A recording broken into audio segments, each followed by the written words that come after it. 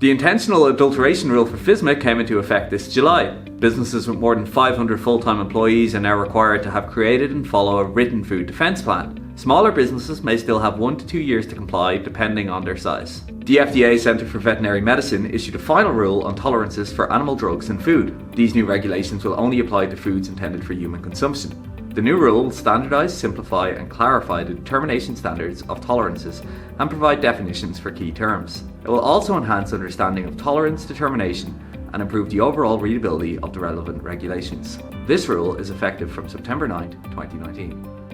During June, the FDA released draft guidance on reducing the microbial food safety hazards in the production of seed for sprouting. The recommendations apply for growing, conditioning, packing, holding, or distributing seed for sprouting. This guidance follows 50 outbreaks of foodborne illnesses associated with contaminated sprouts between 1996 and August 2018, which has caused more than an estimated 2,600 illnesses.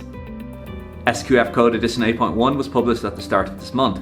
The changes in 8.1 will not affect the majority of certified sites, as the updates were mild and mostly concerned content clarification, formatting and grammar changes.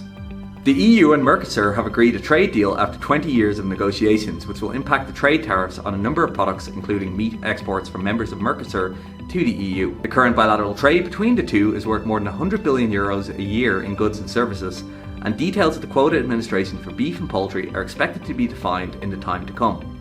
The European Food Safety Authority have announced their food safety research and priority needs in support of food safety risk assessment for the coming years, focusing specifically on 3 research streams: safe food systems, innovation and risk assessment, and holistic risk assessment. The research needs will be applied when developing future safe food systems and EFSA's strategy for 2027.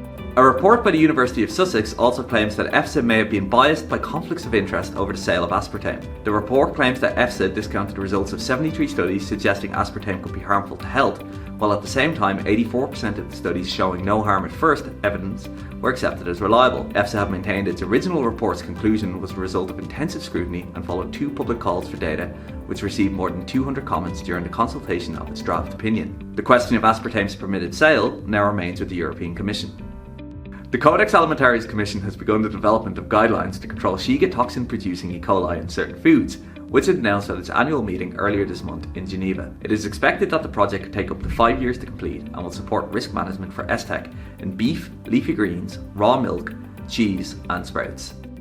The UK Food Standards Agency has appointed a new CEO in Emily Miles, the current Director General for the EU Exit Delivery Group at the Department for Environment, Food and Rural Affairs. She will begin the new position in September.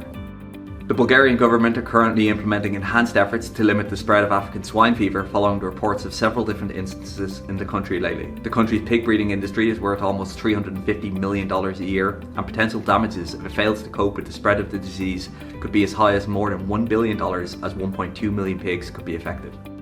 Research from Imperial College London claims that a strategy by the British government to lower salt intake may have caused close to 10,000 additional cases of heart disease and stroke and around 1,500 cases of stomach cancer between 2011 to 2018. It claims that after the Public Health Responsibility Deal was introduced, yearly declines in salt intake fell significantly, and this could be responsible for the extra cases. In its wake, action groups have called for more robust policies on salt following the expiry of the last salt reduction targets at the end of 2017. This has been your monthly industry roundup, and thank you for watching. If you'd like to know more about how food businesses globally are using Safefood 360 to meet their compliance and quality demands, please just send me a message, comment or visit safefood360.com for more information.